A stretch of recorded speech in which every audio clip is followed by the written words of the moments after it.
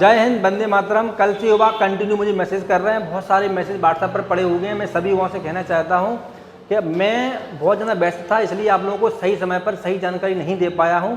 Notification असली है नकली है, बहुत सारे मैसेज टाइप के पड़े हैं।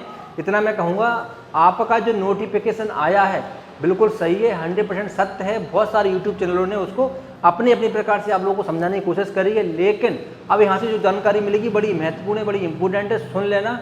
जो भर्ती परीक्षा हो रही है वो आपका एक अभ्यास है, एक सैंपल टेस्ट है कि अब आपको आगे ऐसे तैयारी करना है, ऐसे आपको टेस्ट देना है। अब आपको कंप्यूटर पर बैठना है, सबसे पहले आपको एग्जाम देना है, फिर रेली भर्ती देखना है, फिर मेडिकल होगा, इसके बाद फिर आपका साक्षात्कार होगा। अभी जो नोटिफिकेशन आया है तो उसमें इंग्लिश में जो डला होगा वो आप समझ नहीं पा रहा, उसका हिंदी में सही मतलब होता है धार्मिक शिक्षक कनिष्ठ आयोग अधिकारी की ये परीक्षा होगी, जिसका हिंदी साक्षात्कार सर्वेक्षण स्वचालित मानचित्रकार जो कि हवलदार के अंतर्गत है। इसमें पहली जो स्टेज है, पहला पेज है ऑनलाइन कंप्यूटर परीक्षा, इसके बाद भर्ती रैली शारीरिक परीक्षा और साक्षात्कार। अब मैं पहले आपको आरटीजीएसयू समझा देता हूँ। इसमें दो प्रकार की वैकेंसी हैं, दो प्रकार की वैकेंसी हैं इसमें, आरटीजीएसयू और मेजर हवलदार। जैसे हम लोग पहले एजुकेशन हवलदार की बोलते थे। एजुकेशन हवलदार की भर्तियां रेली भर्तियों के साथ में होती, लड़कों को पता नहीं होता था। बीए बीएससी उसमें एजुकेशन मांगते थे, बहुत अच्छी भर्ती होती थी, 25 साल तक उसमें एज लेते थे, लेकिन लड़कों को पता ही नहीं रहता था। तो उन्होंने इसमें शामिल किया है मेजर हवलदार की भर्ती, ये है। दोनों की क्वालिफिकेशन अलग अलग है। आरटीजीएसयू की जो क्वालिफिकेशन है, जो हमारी धर्म शिक्षक की भर्ती होती है आरटीजीएसयू की, जो पहले थी वही सेम है, शास्त्रीय आचार और कर्मकांड डिप्लोमा। कोई संशय नहीं है किसी प्रकार से। अभी जो क्वालिफिकेशन मांगी थी तो कई बंदे ऐसे भी जिनके पास बीए था और आचार था और डिप्लोमा था, उनको लिया है।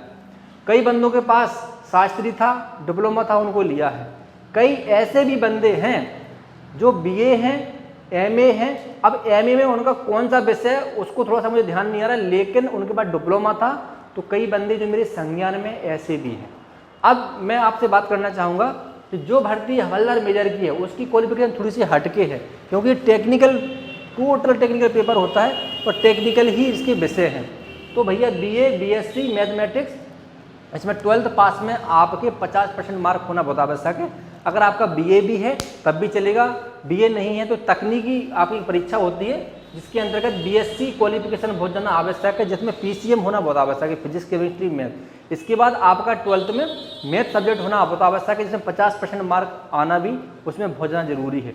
तो दो प्रकार की आपकी वैकेंसी हैं। जो कल नोटिफिकेशन आया था, मैं फिर से बोल रहा हूँ, घबराने की जरूरत नहीं है। आप फार्म डाल देना, जिसके पास अभी तक जो क्वालिफिकेशन है जैसी भी है आप लोग डाल देना। डिप्लोमा है तो बहुत अच्छा है, तो डिप्लोमा नहीं है लेकिन आप डाल दो देना महाराज। इसलिए मैं बोल रहा हूँ क्योंकि एक इस प्रकार की भर्ती पहली बार हो रही है। तो हो सकता है क्योंकि जो डिप्लोमा लड़के थे वो तो पेपर दे ही रहे हैं और वो भर्ती भी हो जाएंगे ज़्यादातर बंदे। उसमें जो है मेरिट वो गिरेगी, लड़के 500 से टोटल परीक्षा में बैठेंगे, उसमें से उनको 108 लेना है। और 108 तो नहीं लेते, 70-80 लड़के लेंगे, क्योंकि 25 लड़के वो जो कई बंदे केस करते हैं, बाद में कई समस्या आती है, उसके लिए वो वैकेंसी खाली रखते हैं। लेकिन ध्यान रखना, अभी तक जो भर्तियाँ होती थी जीडी आधारित भर्ती में, जिसमें हम वैकेंसी ओपन नहीं करते थे, ऐसे ही अब आरटीजीएसयू की एजुकेशन हवलदार की वो वैकेंसियाँ दे रहे हैं, जिसमें वो पहले से कोई भी वैकेंसी ओपन नहीं कर रहे हैं। अब वो अपनी मनमानी तरीके से, अपने तरीके से जितना बंदों को लेना होगा वो ले लेंगे। अब आप किसी प्रकार पर उन पर केस नहीं कर सकते, किसी प्रकार का ऑब्जेक्शन संज्ञान नहीं ले सकते, क्योंकि वो वैकेंसी ओपन नहीं करेंगे। उनको 5 चाहिए लड़का, या उनको 500 चाहिए, या 50 चाहिए, 100 चाहिए, वो उनके हाथ में है महाराज। जैसे अभी जो ग्रुप, अभी जो जीडी की भर्तियां होती हैं, जो क्लर्क टेक्निकल की भर्तियां होती हैं, ट्रेड्स की भर्ती जो होती है आर्मी में, उसमें किसी प्रकार की वो वैकेंसी ओपन नहीं करते हैं। फाइनली मेरिट टंगती है, उसमें जितने संख्या आ जाए महाराज। ऐसे ही अब आप लोगों की भर्ती आगे होगी, क्योंकि अभ्यास सत्र है आपका, एक अभ्यास है, बहुत अच्छा मौका है। जिन बंदों के पास जो डिग्रियां हैं, क्वालिफिकेशन है, अप्लाई करना। जिनके पास बीएससी है, मैथ है और 12th में भी मैथ है, या फिर वो बीए हैं, वो भी जरूर फार्म डालें, उनको भी वो बुलाएंगे। लेकिन ध्यान रखना, सबसे पहले आपका एग्जाम होगा कंप्यूटर आधारित, कंप्यूटर से आपका एग्जाम होगा। और बकाया जो क्वालिफिकेशन वो सब कुछ सेम है, पर दोनों वैकेंसियों में अंतर इतना है, दोनों भर्तियों में अंतर इतना, दोनों पदों में अंतर इतना है कि एक में 160 हाइट ले रहे हैं, 160 सेंटीमीटर, और एक में ले रहे हैं 163, बकाया 48 kg, दोनों के हिसाब से और 70 सेंटीमीटर। बकाया जो क्वालिफिकेशन है आपकी फिजिकल की या आपकी जो योग्यता है वो वही है सेम जो पहले थी। तो जितने भी युवा मुझे कल से अभी तक मैसेज कर रहे हैं, सर बताइए क्वालिफिकेशन नोटिफिकेशन के बारे में बताइए, तो मैंने अच्छे तरीके से आप लोगों को बता दिया है, घबराने की जरूरत नहीं है।